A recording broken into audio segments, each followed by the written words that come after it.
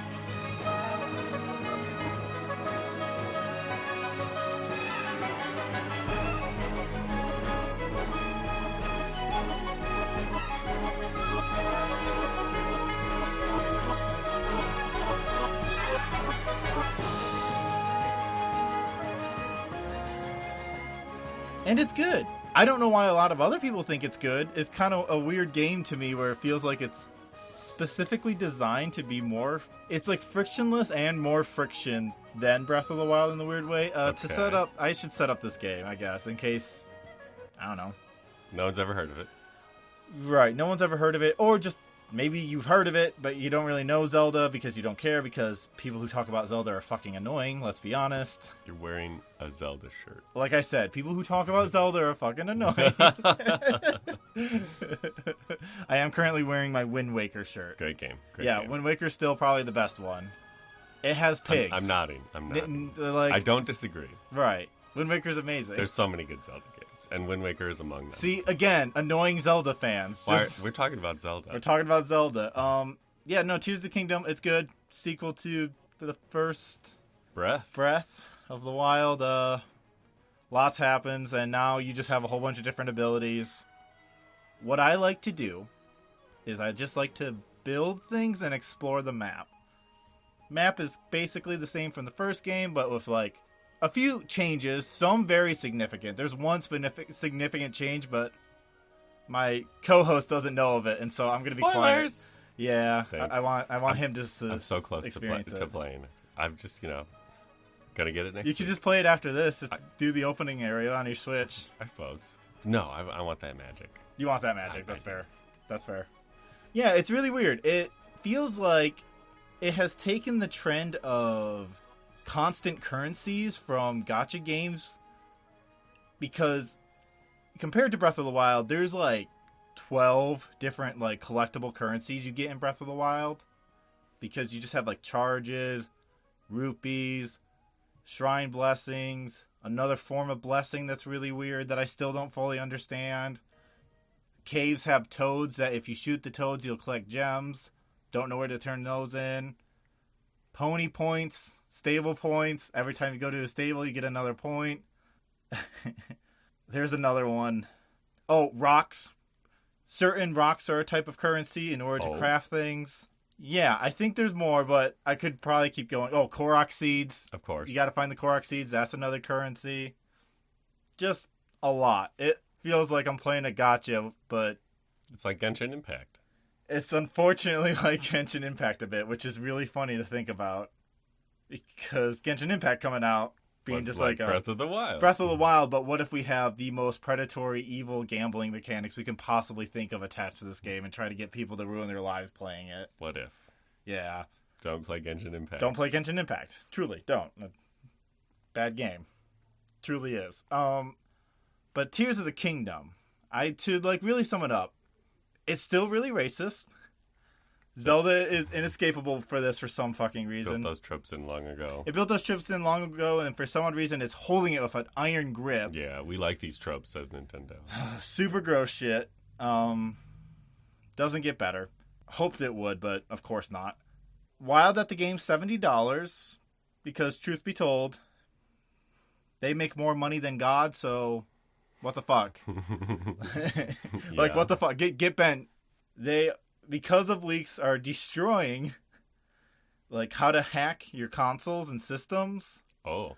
And, not even to hack, but also how to even, there's a program called Lockpick, which was actually, like, a legal means to extract your files from your Switch cartridge, and so you can have your digital backups. Right. Nintendo went after that and got it taken down. Shit. Just because Zelda leaked early. Shit. That's vindictive. Just... evil shit. So, I don't know. Maybe play this on Yuzu. What game have you been playing this month, Dale? I've been playing a lot.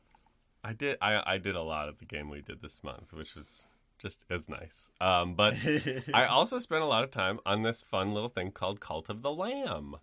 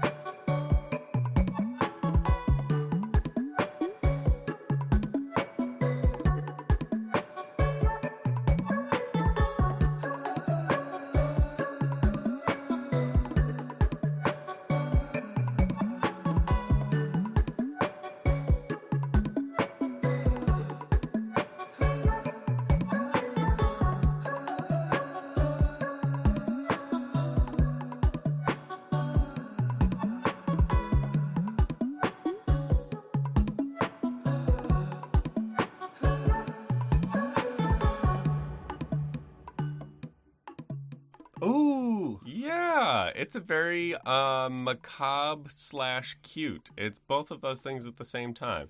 It's like if Binding of Isaac met Animal Crossing. Right, and didn't have the gross poop aesthetic to it. Oh, fuck, I forget. Cult of the Lamb probably does, doesn't it? That's right. It's still a little bit of gross poop, unfortunately.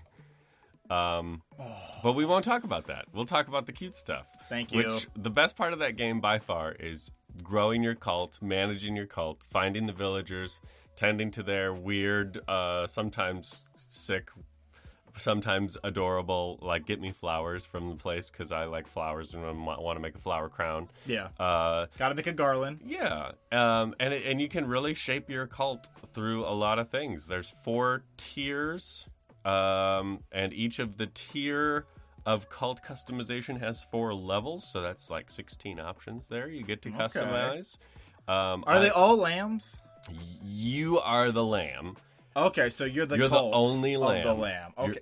Yeah. Oh, wait. The opening of the story is that you are the last of the ritual slaughter lambs, and because of that, you're going to be destroyed, thus ending the old religion. As soon as this happens, this giant veiled cat-like figure saves you in a flash of white light and says, no, the old religion won't die. We're going to kill them bishops. And so, yeah, there's 4 like head bishops of the new religion that you got to go slay for the power of the lamb-driven old religion. And along the way, you save like forest deer or foxes, raccoons, frogs, chickens, octopus, and also these weird, like, fucked up looking eldritch monsters. Oh, good. They get to join you once you defeat some bosses. It's pretty cute. Oh, that's fun. So what type of, like, gameplay is it? It's definitely a twin stick. You know how I love to say twin stick. And you're going to be like, it's not a twin stick. Is it actually a twin stick? It is. It's a twin stick. Or is it... Okay, because you've used this interchangeably. Is it just like a top-down, like, hack and slash sort of game? Yes. Okay. So like Hades. So this is like doing a Hades. It's very much like doing a Hades run. Okay, but cult. Yeah, but you're a cult. And your run can end in you dying. Fortunately, there's a couple of ways to mitigate the losses from that. You get stronger each time you collect things. Over the course of doing this, your people are passively worshiping you. As you get more renown from this being worshipped, you get to level up a bunch of things. It's a rogue light. I learned the difference. Light means there's passive progression. Like means Like means that you restart from 0 every time. That does not happen in this game. You're constantly getting stronger, constantly growing your faith, and soon I will overthrow those bastardized bishops. So they're like following a bastardized religion of yours. Like they're not following the old ways. It's still the same religion, but different. But they're their version of it, right? It's like a schism. Yeah. Okay. So you're dealing with a schism. Exactly. Schism. Yeah. Schism. Schism. Schism. It's schism if you're like Sean Connery. Yeah. Schism. It's a tough game. It's got 4 difficulty levels. My partner and I love playing on easy because the best part is definitely the cult management. Okay. The combat can get really tough. Does it have kind of a similar progression as most of these like rogue likes, where it's like, I'm getting, this is the attack power upgrade. This is the max HP upgrade. This is the defense upgrade. Here's the magic upgrade. Is the new class upgrade. Absolutely. So this is just constant. This is like Rogue Legacy, but Hades. Sure enough. Yeah. Okay. And yeah, I definitely recommend it. It's super cute and super gross at the same time. Yeah, not for me then. Not for you. Soft pass. Sounds interesting. Sounds like it could be cute in moments. Sounds like it could be absolutely unbearable. I should tell you about my cult since I've maxed out all of the 16 things. Yeah. I made sure that my people are terrified of natural death, and so I pursue all of the ritual sacrifice. One of the rituals is that I can ascend them to the next plane of being, basically just sacrificing them to the god. And so if anyone dies of natural causes, all of my people freak out and they're like, "What? Our religion is crumbling. It's not real." So I have to make sure that I have constantly enough time to sacrifice everyone. If you can't prevent the plague, You're not a real god. That's true. That is true. That's amazing. It's pretty cute, yeah. I like that. So, like, they all could have, like, different, like, eccentricities? Right. There's one you could have chosen, like, money-focused thing. Everyone is focused on making money and tax-heavy. Or you could do one that's food-focused. Everyone is really efficient with farming and this and that. Okay. Yeah, there's it's a lot a means to give you another benefit, in a way. Okay, right. okay. I just chose one that felt thematically macabre. Yeah, that one does feel macabre. A focus on natural deaths. Not even unnatural deaths. No, definitely unnatural deaths. Oh, yeah. A fear of natural death. Yeah, a fear of natural deaths. No, we must give our lives to the cult, otherwise the cult is not real. I need to be, like, absorbed into a ghost. I ain't gonna die of, like... Yeah. The flu. Idiot. One person did, and a couple people found them, and their reaction was just... so funny. The cute little hand-drawn sprites, their eyes go white, and they do this, like, animated cartoon shrieking. One of them threw up immediately on the spot. Oh, my God. Oh, my God. Yeah. That kind of thing. That's amazing. Should we get into our game this month? Our game club game? My notes are ready. Your notes are ready? I think it's time that our battle routine is set. Execute. MegaMan BattleNetwork 4.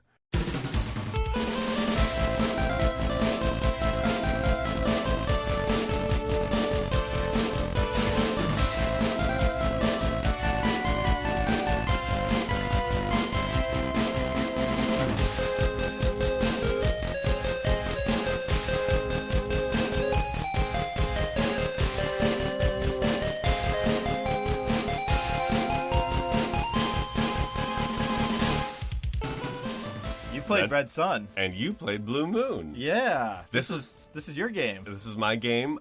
This is one I played in the 4th, 5th, 6th grade, that kind of run. I was just about as old as Lan Hikari. This is perfect. It was perfect.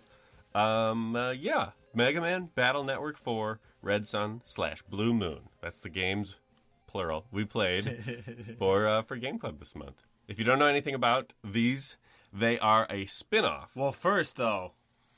What? We got to do the elevator pitch. Oh, you're right.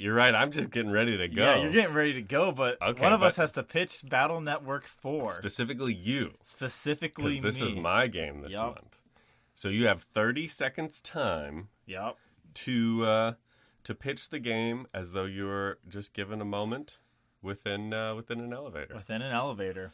I don't think I have any specific director in mind. So that's just, okay. What you're Dwayne "The Rock" Johnson's in the elevator. Yeah. He's someone like right now, I guess. I don't know. Sure. Ready? Sure. As you'll ever be. On your mark, get set, go. So, do you want to play a game with incredible card-based combat? You know, something that really tickles the fancy and makes you go back and forth between rows of different blocks, almost like you're on a grid of sorts, and you have to kill these viruses and save the world. An asteroid is coming, and the asteroid, you can jack in it. You can jack in that asteroid, and you can save the day. You absolutely can, and it's wonderful. But don't jack in the story ever. Yeah. MegaMan BattleNetwork 4, Red Sun, Blue Moon, the impending asteroid conquest. The impending asteroid conquest for your sins, humans. Mm-hmm. You must pay for your sins. Be extinct now. So I think what would be really fun for Okay. the format of this podcast is to do this. We're going to talk about Red Sun, Blue Moon first, because that's the first game in this franchise that I experienced as a kid.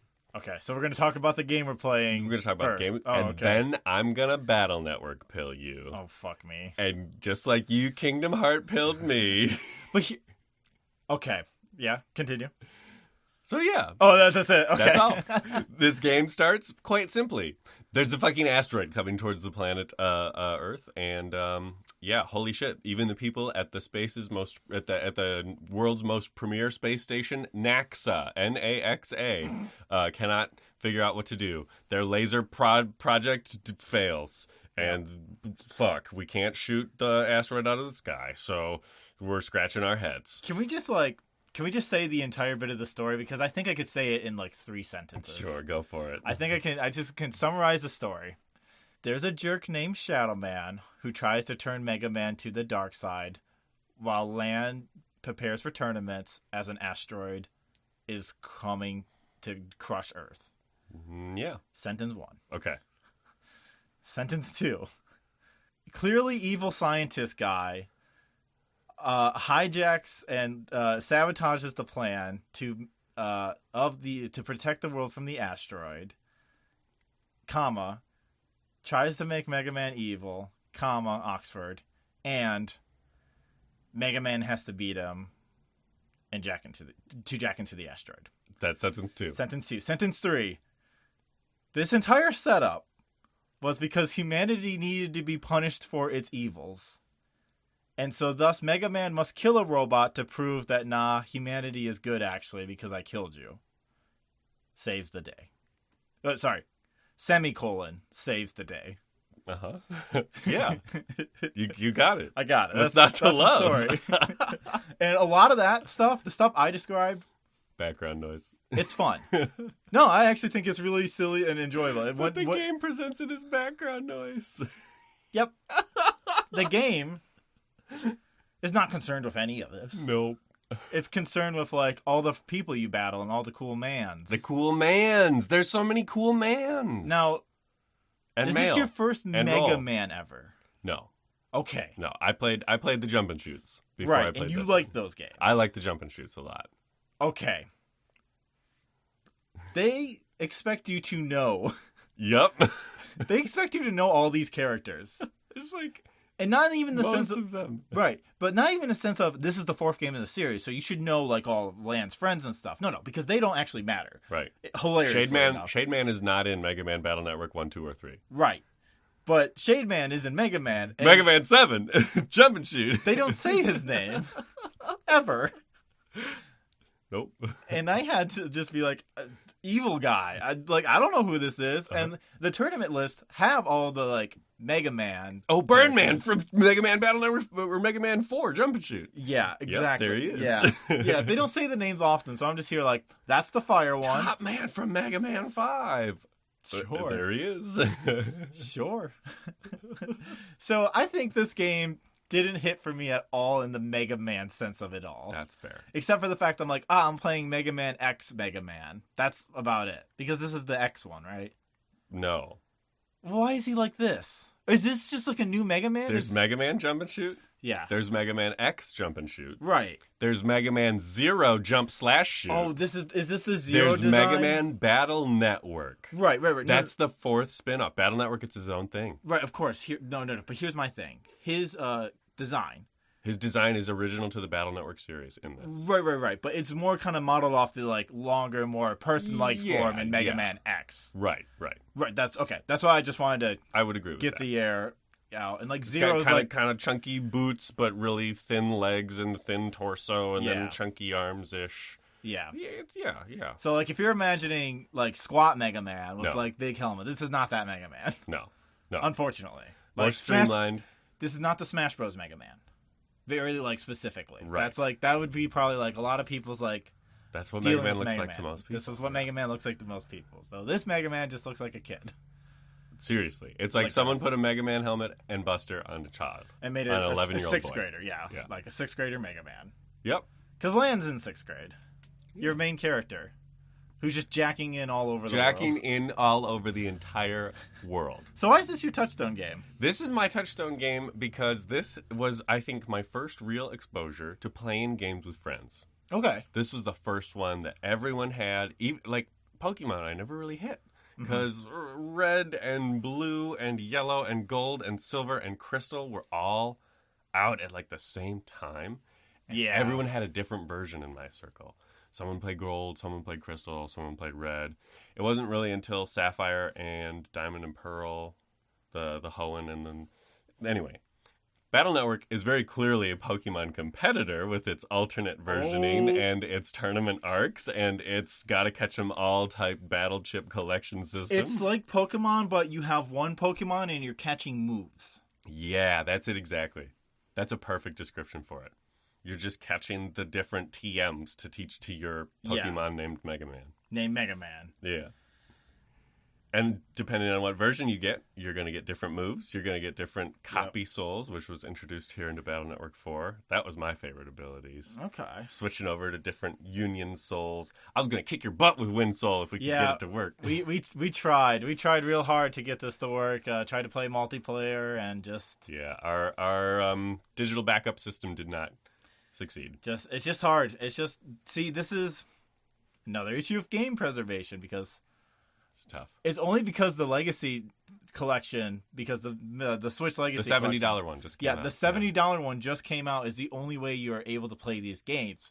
But that wasn't true for many years. Right, about many years. We just have to be deigned by a corporation that's like, we bequeath you now access to gaming's history. Here, your memories, we value them too. And here's how much they value. Here's how much they're valued. And also... we are now using Arial as a font, and it completely sucks. Yeah. I don't know if Mega Man does that, but Square Enix loves to use Arial. I fucking hate whenever they do their font changes for their pixel remasters. It's so garbage. Awful. Boo on them. Boo on everyone. But yeah, Touchstone for the just robust memories of getting a Game Boy Advance or a Game Boy SP and the Game Link cable, and sitting there in the back of class while whatever choir, they were like working with the bass section on choir, and okay, that's not me. It was net battle time. Net battle. And it was fast. It was fun. And there was a little bit of forethought to it, at least as far as the way you prepared your deck of 30 battle chips, which is the nuts and bolts of the game. You get a 3x6 grid, half 9 yours, half 9 the opponent's. Yeah. So you move around in that grid of 9. You got your Mega Buster, as typical to Mega Man, your little pea shooter, which you can pew, pew, pew, pew, or hold and charge, typical to the Mega Man series. But then you got your battle chips, which are the meat and potatoes of the game. You select what you want to put in your deck. Maybe it's a cannon, maybe it's a spread shot. You can select up to 4 of that type of chip. And each chip has a number that's different, too. Or a numerical code, I mean. Letter, yeah. Letter, yeah. Alphanumeric. No.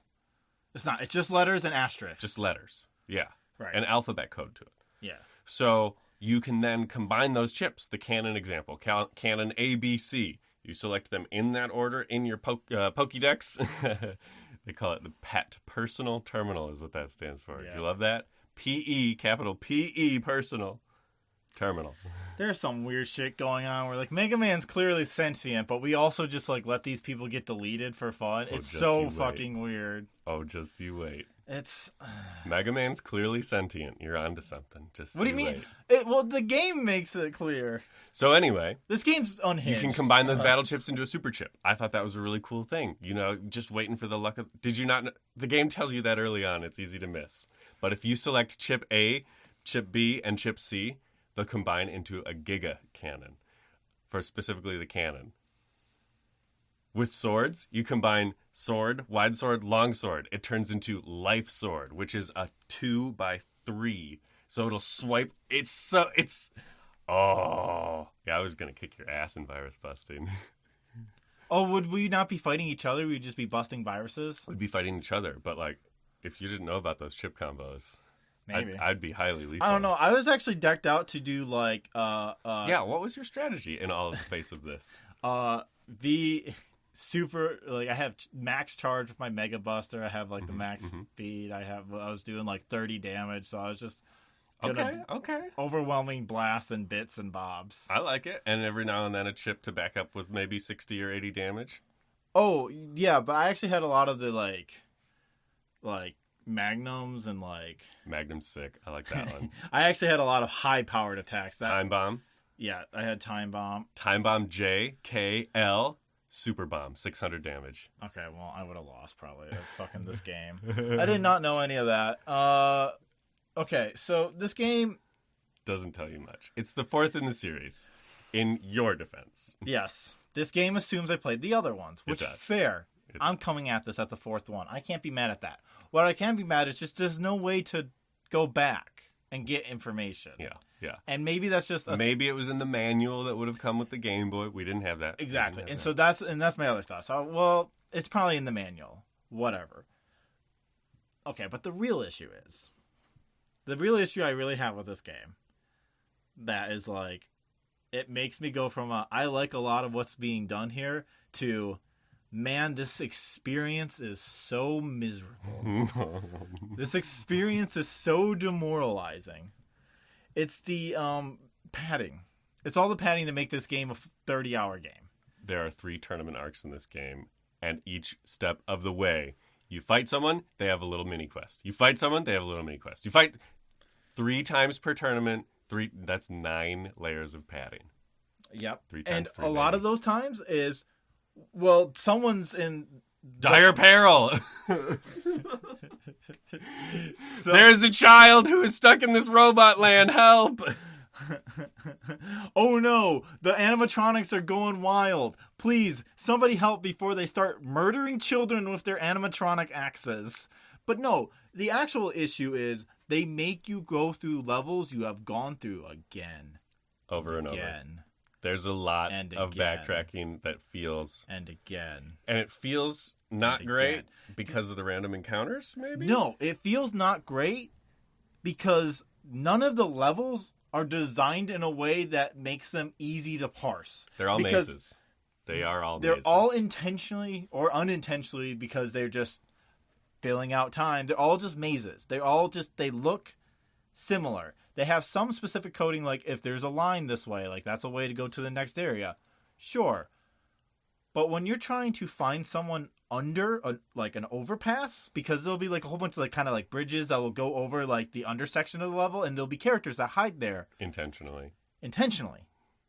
The only way you can find them is by running into them. The only way you can find them is by going to where they are hiding, maybe, and just smash A while just walking around, like, to see, like, is there a secret character I can't actually see in here? Yep, all right.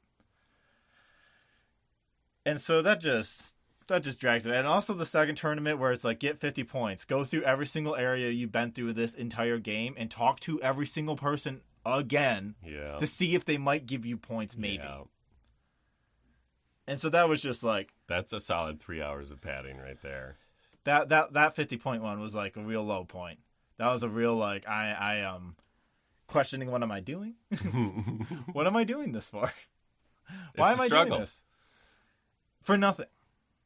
Because really, the actual answer of what you want to do is get to the end game so you can battle with your friends. True. Because that's what this game's actually made for. Yes. And when you don't have that component, it's fucked. The Legacy Collection has done like a max Mega Buster thing to make it way easier to grind out chips, of course, in their immortal hindsight or whatever you want to call it. But yeah, in BattleNetwork, this one, it's not there. So it's a grueling, tedious grind. And I have to concede that point. There's no two ways about it. Also, there was a part of it where I didn't realize I was bugged out. Oh, yeah. For like a couple hours. In the Navicust? Yeah, but I figured that out all good after that. Yeah, let's talk about the nuts and bolts of the game a little more beyond chip development. We talked about, customizing your chip deck. I think that Navicust is a really cool part. This is the first game. I love the programs. Yeah. Oh, is it? Okay. It is. It was introduced in BattleNetwork 4. So you get this grid of, I think it's 5x6, maybe 5x4. And it can grow. It can grow.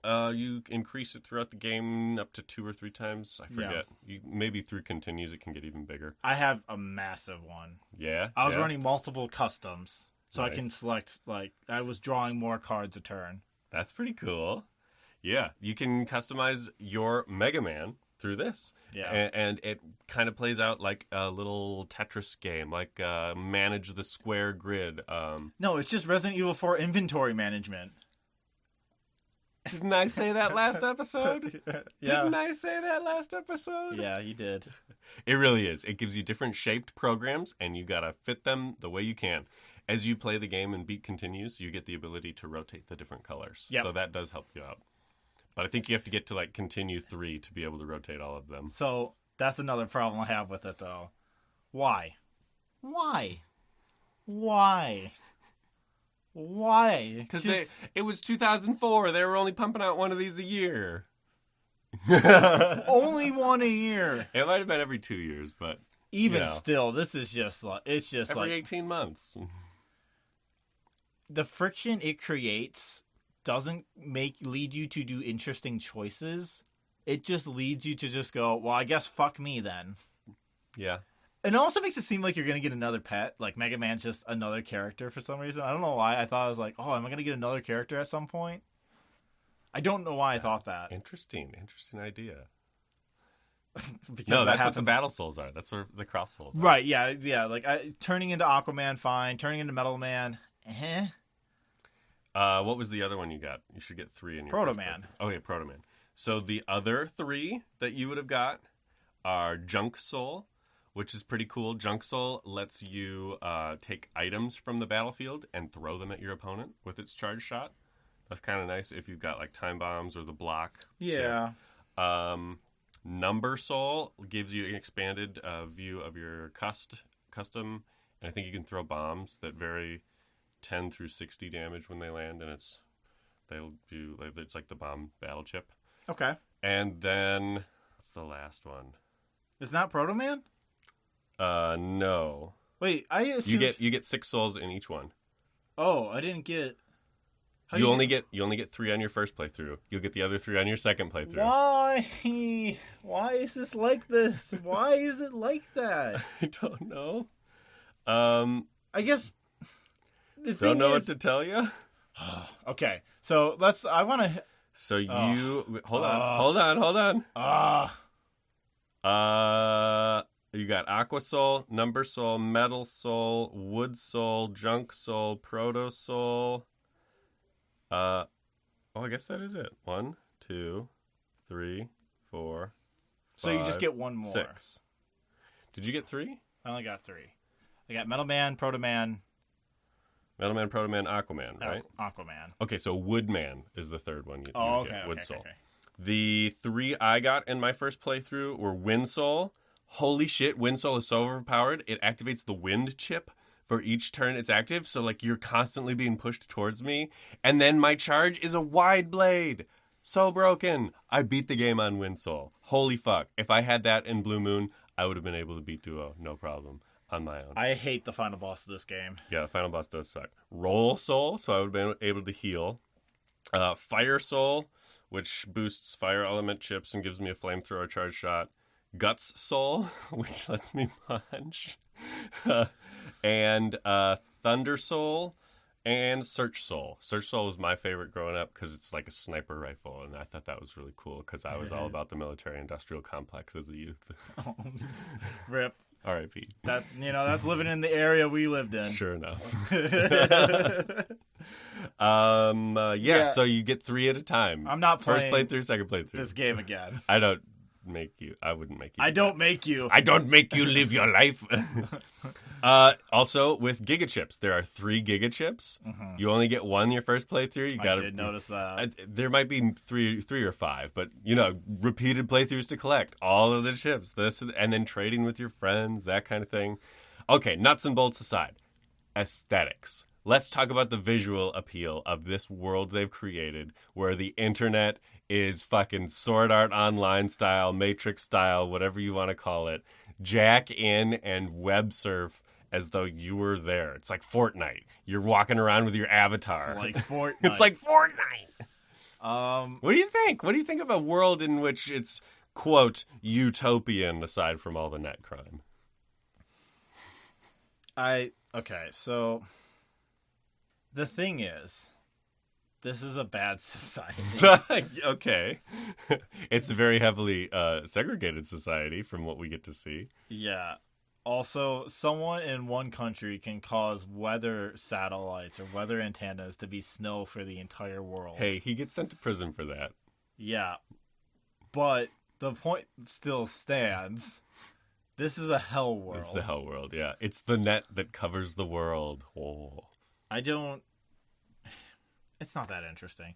I mean, like, the thing is, like, I get what it's doing. It's like, what if you do the internet everywhere? And maybe it's because we can do the internet everywhere now. It just doesn't. I've seen what the internet everywhere is. It's bad. It sucks. It's really bad. It destroys so much of the world. Yeah. It's like the end of Hyenas, the dying baobab tree, and the society thriving in the background. Yeah. society continuing. Continuing, yeah. I want to call. Thriving! Thriving in my lane. So as a kid, I thought, obviously, that this was really interesting. Oh, my God. What if I could just go walk up to the netboard and read all the messages? It's like, I know what forum boards are. Here's me looking at one as though I were a person looking at, like, a chalkboard. And whoa, that's cool. I'm 11. Oh, wow. The scene of everyone, I presume, at their own computers while all their, like, navies hang around and talk. But everyone's just, like, looking at their thing. It's not that I'm like, damn kids need to get off their phone. The thing that's just really weird is they're just, like, staring at their pets interact and have their own internal lives. But, like... Not... I guess we kind of do have to assume that they're not talking outside of that. Or right, maybe they watching, are. I mean, maybe they are, but they're just watching them and just commenting on what they say like some sort of fucking god watching from the mountaintop. Music notes? As music's tangentially related to aesthetic. I'm sorry, I'm like giving like dire like I like it. Ominous shit about this game. It's good. The music. Oh man, okay. When you have different areas, you need to have a different music. Okay. Especially if you're you didn't like the internet, just having one internet. You're on the internet. That's it. Okay. You're I on could the like internet and you AC/DC online, Electopia online. I could dig that. Yeah. No, it's just you're on the internet.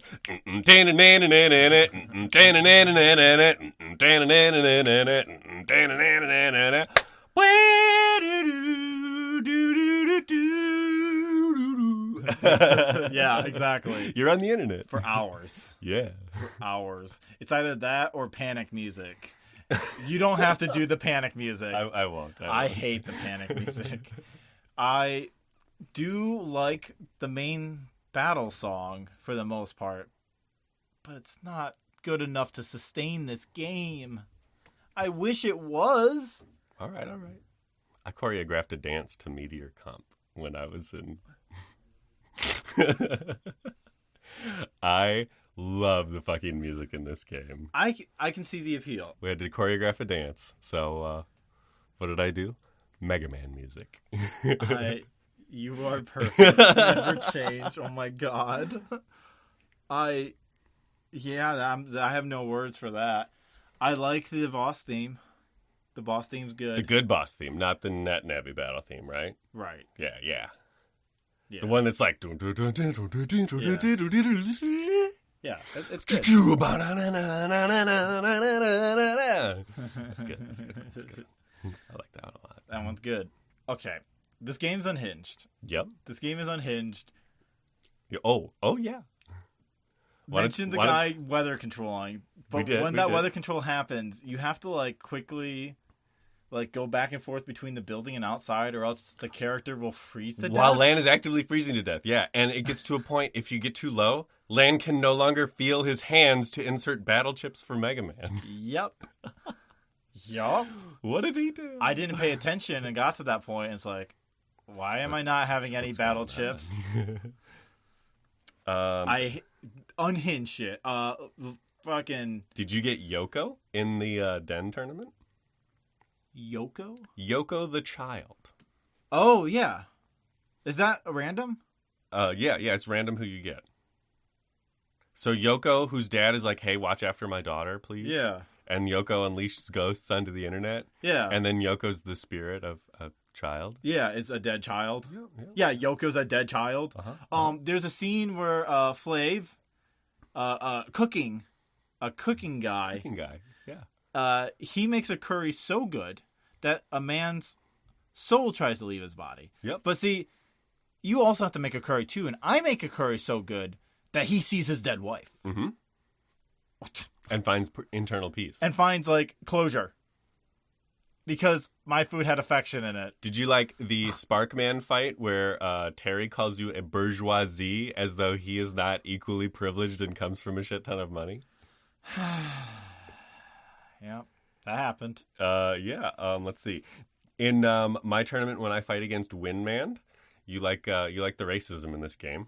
So I fight against Lily, who comes from somewhere in Netopia that is very clearly inspired by some part of Japanese culture that they don't nearly expound enough upon. All they do expound upon is that Lily has this little pouch that she thinks is water. It's fucking booze. Every time she takes a sip out of it, she blacks out so hard that she unleashes Windman's full abilities. And we have to go calm down Windman with a pan flute. And then Lily's like, wait, you mean I was drunk? And the tournament official was like, yeah, you were belligerently drunk. But it's okay. We don't throw anyone out in these tournaments. I'm the tournament official. Literally for the preliminary of the last tournament where you have to determine who's strong enough to, like, save the world from an asteroid. Which, okay. The preliminary is Lan getting kidnapped with a blow to the head. Yeah, that's how they test his ability. They stiff him cold. If I was his parents... 11-year-old Lan. Which his dad is a part of this tournament, technically... Did his dad get, like, the paperwork of, can you sign the release form so I can punch your son? I do have to say that is fucking off the wall. Because that's probably what it was. You know what? Yeah, you can get that. Yeah. We need to make sure that our son is up to snuff. We need to make sure he can be a hacker good enough. That he knows how to survive a CTE cold case. clock him in the head, please. Yeah. Did you see the Roman Holiday reference in that tournament? No, I don't know that movie. Okay. Roman Holiday, written by Dalton Trumbo, directed by who I forget, starring Cary Grant and the other person, Audrey Hepburn, maybe. Okay. It's an old classic. I'm flubbing names right now because. Anyway, there's a face where you stick your hand in. The face is like a direct model of Roman Holiday's face, where they do it. Yeah. Yeah. Okay. They do a Roman Holiday joke. It's cute. Sure. Yeah.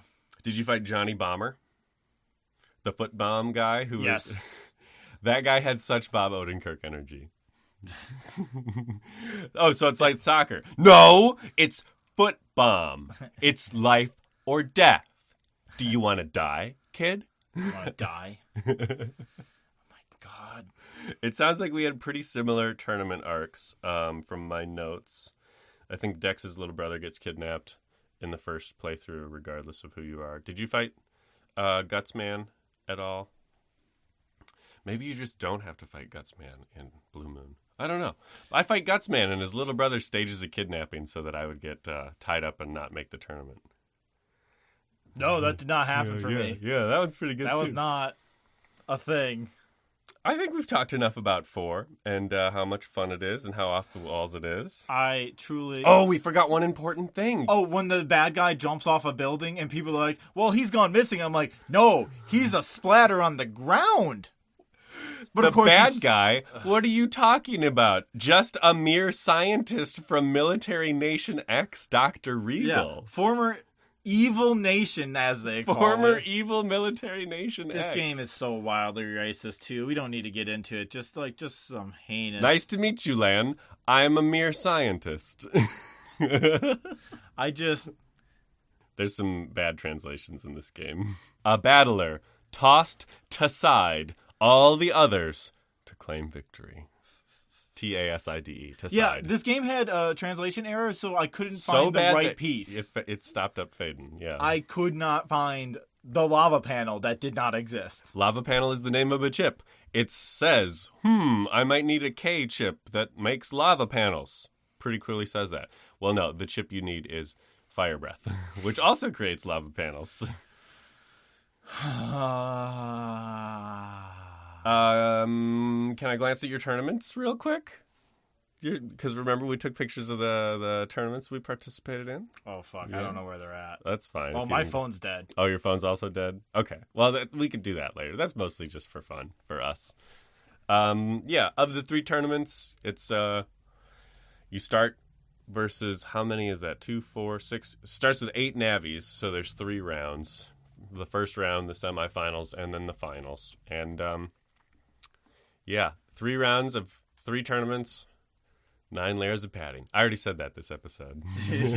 Well, you know what? Pad it out. They would. I should pad it out, yeah. So, should we get into... You want to... I want to MegaMan pill you, yeah. And before you do, I would like to say something, though. Okay. I cannot imagine because just from the evidence of this game, that the comparison to Kingdom Hearts, I think, is actually not fair. Only an amount of ridiculousness. It's not even that, because it's not ridiculous, though. It's just like sometimes randomly is, and then 90% of the time it's mundane. Kingdom Hearts has its fucking foot on the pedal at all times. Okay. A lot of it is just like, oh, Lan, bleh, I need you to do this for me. Do this or else I won't fight you. And it's just not interesting. It's just people being really weird and petty for whatever reason. MegaMan BattleNetwork. But here we go. Let's see. Maybe it's set in the ambiguous year of the 21st century, 20XX, like most Mega Man games are. Of course. We know what the net navies are. We know how navigating the net is. We've talked a lot about that. Well, in this first instance, we learned that Dr. Yuchiko Hikari created, essentially, with his dad, Dr. Wily, or Dr. Light, the net navies. So your dad made all this shit with Grandpa Light. Okay. During the events of the first game, the evil syndicate WWW, pronounced World 3. Wait, so this is just nepotism?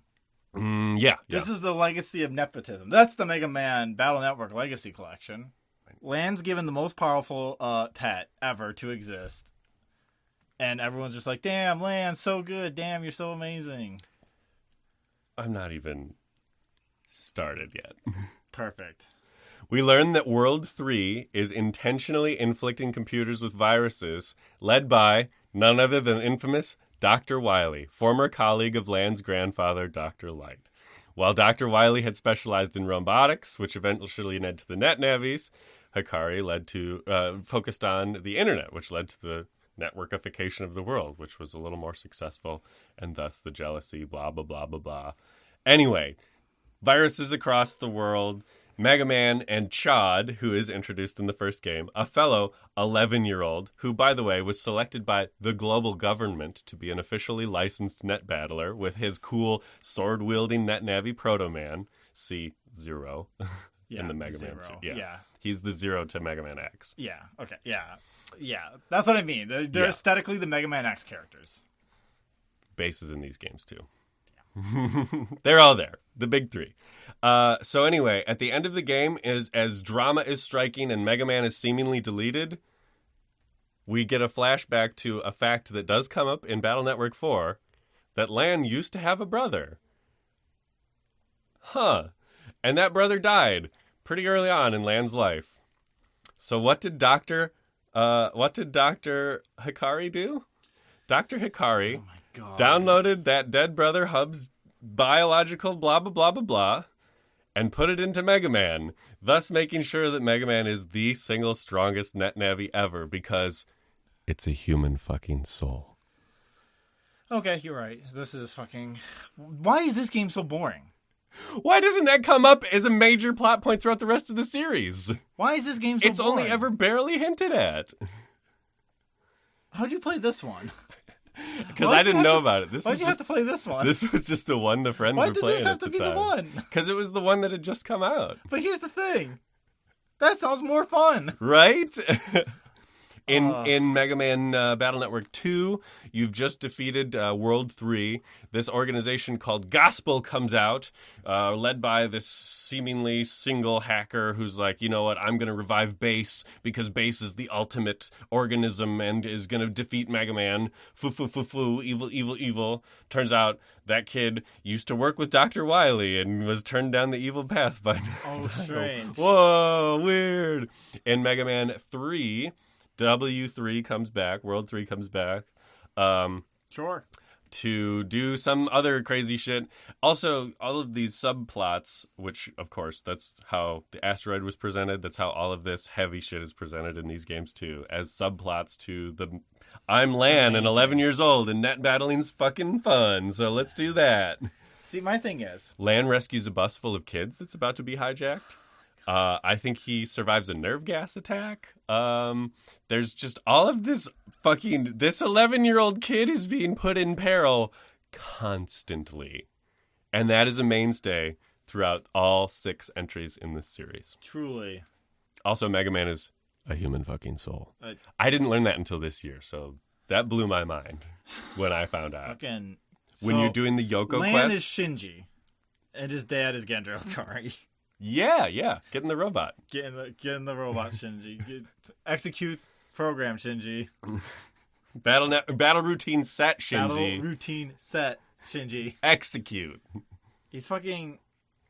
Look, I saved my child, if you think about it. I just harvested their soul and made it an eternal slave to his brother.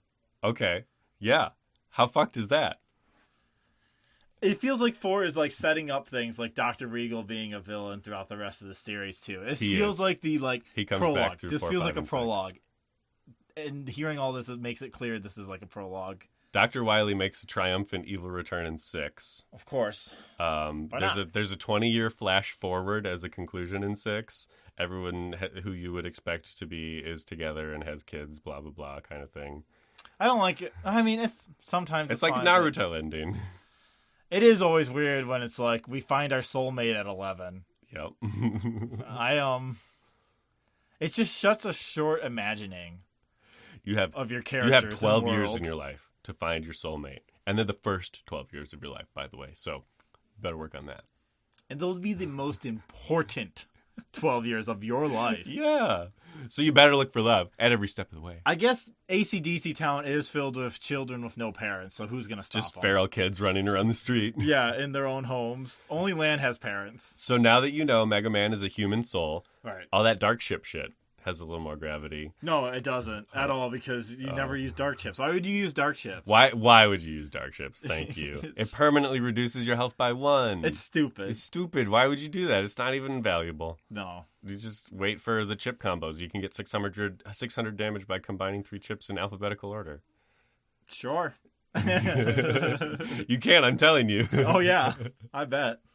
Spreadshot LMN. It turns into heat spread, which explodes like 6 times. It's like 1,500 damage. It's awesome. Sure. It's great. Yeah, I guess. It's really good. I bet. I want to talk briefly about the following game, BattleNetwork 5. Yeah. Because it does the most interesting shift in the BattleNetwork series. It kind of leans... Is it no longer in the net? No, you're still in the net. But okay. The gameplay takes a little turn and does this thing called liberation missions. You know how this is kind of a tactical, plan your chips, whatever? Yeah. It goes full on. It sets you into an area of the net that's cordoned off and gives you like a grid. It goes Fire Emblem mode. You move the navies, you see where the viruses are, you go fight that virus, and then it goes into and then it goes into battle mode? Yeah, okay. Yeah. That sounds all right. It's different. It's interesting. I liked it the most out of the ones I played. This one was the touchstone, though. Okay. That makes sense. Yeah. Look it up. Just look it up and see and be like, yeah, I know what MegaMan's like. That would have been fun. Yeah, I don't have to play have that. some more MegaMan knowledge than I ever have in my life. I've never really played MegaMan before. I just know vaguely of MegaMan. And that Zero is the coolest motherfucker, apparently. Zero is the coolest motherfucker. Holy shit. And he needs to be in Smash. Yeah. We need another... in Smash. There's the Zero Me costume. Of course. We don't have enough anime swords fighter in Smash. Never enough. That's neat. I feel like that's the conclusion I wanted this to come to. You going, wow, that's fucking neat. Overall, there are things I really like. I like the combat. We should play One Step from Eden. Sure. Because that's a love letter to the combat in this game. Oh, okay. That's all it is. I just thought you were just throwing a random game. No. I thought you were maybe talking about like a cooking sim or something. No. That's like a quick. It's like a quick roguelike. It's on the Switch. So you just throw it on and be done in 15 minutes. You're gonna say in and out. 20-minute adventure. Oh God, no. Oh yeah. That's from something. Well, yeah, it's a Rick and Morty dumb joke. Oops, I accidentally posted cringe on my own 90 minutes. It's the perfect film length. That's our joke. That's a lot of people's joke. I suppose you're right. Because it's right. So-called free thinkers enjoying 90-minute films. I mean, I feel like it's people who watch a lot of films that are just like, 90 minutes is the perfect length. You mean I gotta stay here for 3 hours? Come on! Like, I get it. Just like, get to it though. Yeah. 90. Have your evocative shots, but like within the 90 context minutes. of 90 minutes. Yeah.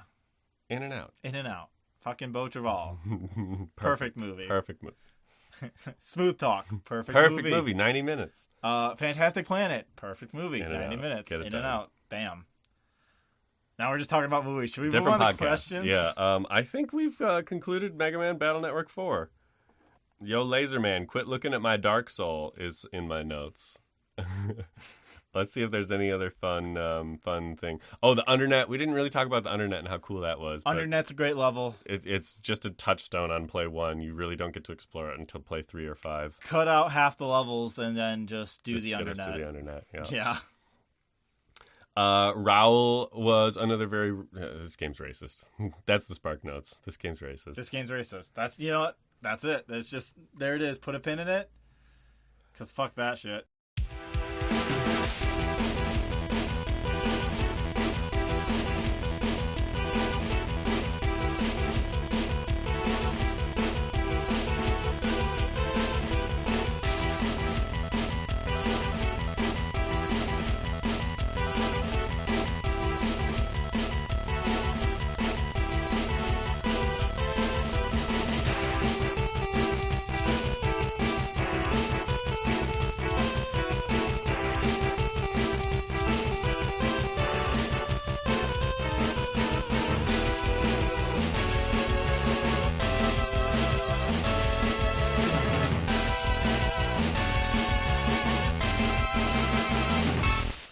I've got a shit ton of questions from my childhood friend who played this game alongside me. So let's alternate. Let's hit one of theirs, and then we'll do a question that I have, and then we'll alternate back to them. I think that's great. Cool. What's the first one? The first one from Null is, do you like the design of this game's battle system, in particular the real-time action components? Yeah. I loved it. It's so... it creates tension that I think is really fun. I wish we got the chance to do versus battles, because when you're on the pause screen, like picking your chips, you're like, what are they going to pick? What's going to happen? Oh, do you go to the pause screen at the same time? Yeah. That rules. It's not it like the custom gauge fills and then you're done. Okay. It snaps you both too. Yeah. Smart. Go ahead. Your question. Oh, yeah. I was like, what do you mean, go ahead? The premise of the entire framing of this question part I set up. This is from Hilver. What's a game series you would like to see get a tactical spin-off game? Kind of like in the sense Mega Man. Yeah, Mega Man's more tactical than jump and shoot. Yeah. Castlevania. Ooh. Because they're kind of they're not the same game, obviously, but like, they kind of have similar vibes of the side-scrolling and, like, action. It's also, Konami. Or, I was thinking, Capcom made Mega Man. Yeah, Capcom made Mega Man. Oops. But, yeah, Castlevania. I think Castlevania would be great. One of these. Oh, I didn't even talk about the Boktai crossover. There's a Boktai crossover. There's a Boktai crossover in Mega Man BattleNetwork 4 and a Hideo Kojima self-insert moment. Yeah, you have to charge with sunlight, I guess. Yeah. The end. It really is just, and he will kill the resurrected Shade Man. It was a way bigger deal in Japan because they like Boktai more than the States. I always was interested. I wanted to try Boktai. The end. Okay, sorry, Hilver. Didn't mean to interrupt. Yeah.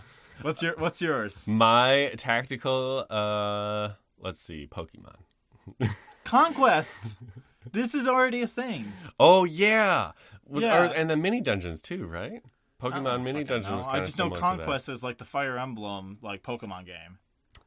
It rules. That sounds like I love that game. I was kind of joking, but maybe not anymore. No, you should play Conquest. I would try Pokemon Conquest. Conquest rules. Okay. Back to a question from Null. Who is the superior robot master? Rip evil energy on that question. I'm going to say there are no such thing as good masters. Okay. Who do you think? You have to follow that. I really like Kendo Man. Okay. I don't know if you get to see Kendo Man in the first playthrough at all. I think I saw like a weird like face mask guy with a whole bunch of red standing in Africa just menacingly, and you couldn't get to him. Yeah, that's Kendo Man. If you fight him, you get his chip, and it's a pretty good chip. Okay. Yep. Anything else from your question field? Null has 7 others, so we're loaded. This one comes from Suzor. Where would be the most silly place to wear the MegaMan boots? What would be the most silly activity to wear the MegaMan boots? Ha ha ha ha. Oh my god, biking. You couldn't ride a bike in those. That would be the most silly activity to do it in? Yeah, they're too bulky. Where would be the most ridiculous place to wear it, though? A beach. See, my thought is like... A funeral. Is that silly or just... In bad taste? Maybe. It depends, I guess, what the mood is, what the vibe is. If it's a piece of shit funeral, like, if someone was a real piece of shit, it'd be a silly thing to wear. Yeah, yeah. Especially with the blaster. Right. A mall during a zombie apocalypse. While being named Frank West. While being named Frank, I covered wars, I covered wars, what would it be? A board meeting? Yeah, anywhere like corporate. Yeah, a corporate environment. Let's go. Parkouring with the MegaMan. You would die. Boots You would trip and would die. be the silliest activity to do. Yeah. Let's go from Null. What's your favorite chip combo? I think Faden just learned about chip combos in this episode. That's when you go in alphabetical order and they get supered. N-A. Yeah, rough on that one. You would have had a lot of fun with it. Like all the heat, you can go like heat breath, VLM or whatever the alphabetical. My favorite chip combo is the gun soul one. Okay. If you get gun soul 1, 2, 3, I think it turns into a pile driver. Okay. Which it goes 2 rows and across the whole. Oh, so it just leaves one row safe. One row safe, giant laser beam. Woo. It's sick. All right, that was all on my questions. Let's get through these null questions. Do you think the world needs BattleNetwork 7? No. I'm sorry. This is based only on 4. Maybe I'd feel differently if I played the other ones, but 6 has a 20 years after. I'm full. My tummy is full. And Star Force was not that fun. Yeah. Is it worth using the charge shot or pew pew buster after you're out of chips, or just wait for the timer while being evasive? No, you use your pew pew. Absolutely. Get that damage in while you can. Yeah. Who's the hottest robot master? Sparkman's? No. Sparkman's interesting. None of the kids. No. I'm just going to cross them off. I think we're talking about... So when he says robot master, insert NetNavi. Yeah, we're talking about like the programs. Metal Man? Metal Man's pretty hot. Metal Man's got that like hair thing going on. Yeah. I like Metal Man. Proto Man also. It's pretty... Proto Man. I guess Proto Man because of Zero. Everyone wants to fuck Zero canonically in the game. Search Man? Let me show you Search Man. Oh, is Search Man packing? Search Man's kind of interesting. Search Man's got big gun. Yeah, Search Man's, Look, sometimes you just are like... No, that's not true. I can't make the argument that the military aesthetic is hot. It's not. All right. Next null question. Wait. A question for null. Why is it? Why? Why is it masters? Because they called the robot masters in the jump and shoots. MegaMan. Oh, okay. Yeah. Okay. I'm pretty sure they mean NetNavis. In the context of BattleNetwork. That makes so much more sense. So, do you want to rewind to who's the superior NetNavi? Yeah. Okay. Who's the superior NetNavi? It's MegaMan.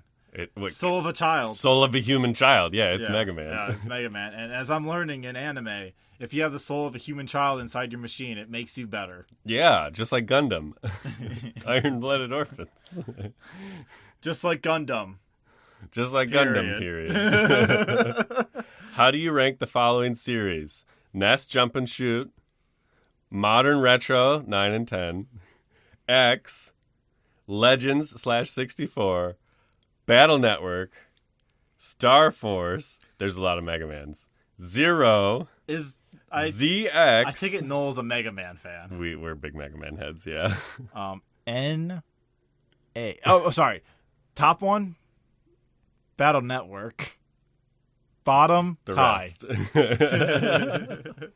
No, I'm going to have to say that BattleNetwork's top for me, then Jump and Shoots, then ZX, because that was a really interesting combo, then Zero, then X, then Legends, then Star Force is at the bottom, so I would do the modern retros, 8, 11, 9, 10. Is this game worth playing despite the times its excessive dialogue and repetitive overworld gameplay?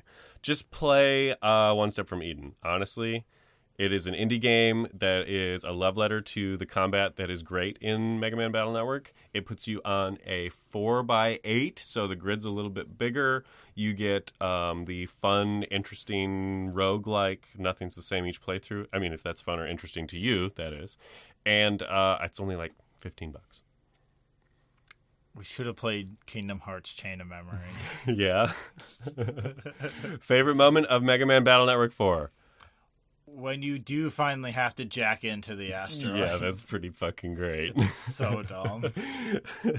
I like the, oh no, at the last second of the laser duct in power to just not enough. What could have happened? And the evil guy going, darn. Don't know. So strange. I was the one to activate it too. Yep. Weird. Just weird that. Weird it works out that way. So, my plan now? Says the evil guy. I think we're done. I think we can jack out. Made it. We can jack out. Oh, man. So what are we playing next month, Dale? The next one is another one on my list, and I do think it's going to be one we're going to have a lot of fun with because we both like two-player shared screen experiences. So we're going to do a tour de force of some of my favorite N64 racing games. I have a lot of them, and they're quick, so we're just going to do that. Just play a whole bunch of them, sit on the couch, have a good time. And talk about what makes racing games fun and why the N64 maybe had so many of them. Yeah. I'm going to do some research on that. Maybe we'll, like, record in different segments, so, like, send us questions throughout the month. Yeah, and absolutely. So, like, we'll just answer questions about racing games in general. So, like, let's list some of the ones that we're going to play. We are going to play Wipeout 64. Yep. That's the main one. That's the one that inspired right? this. Yeah. Wipeout 64 starts an umbrella called Sci-Fi Racers. Under that, we're going to do F-Zero X and another game called Nitro. I think that's all it's called. It's another future racer. And we were doing one more. Then we're going to do Sports Racers, which is going to be WaveRacer 64 and NASCAR 99. Oh, I didn't know we were doing NASCAR. We're doing NASCAR 99. So a total of about 5 games. I think I might have one more that's like more of a Destruction Derby game called Destruction Derby. That one's just fun. It's not really a racer, though.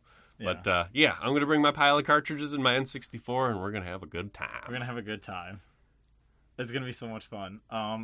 You can check out my other podcast, Snake Way. It's a Dragon Ball Watch podcast where me and my partner, Cheery, go through Dragon Ball. It's a lot of fun. We just did Dragon Ball Curse of the Blood Rubies, a movie that recontextualizes the beginning of Dragon Ball. Whoa. Whoa, indeed. And you can find that on our own network now. We have a website. Yeah, we are part of the Crossflash network now. And you can, I think you just look up crossflash.net. Look it up. All of our stuff should be there. This show as well as Snake Way. Yep. I'd like to shout out my endeavor of trying to start a film blog. Yeah, you're going to start a film blog. I'm going to do that here on Crossflash Network. Yeah. I like film. It's good stuff. You love film. I love film. You love the cinema. Let's go watch Citizen Kane. Oh, yeah. We're going to be watching Citizen Kane after this. Well, on that note. Until next month. Rosebud. Oh, my God.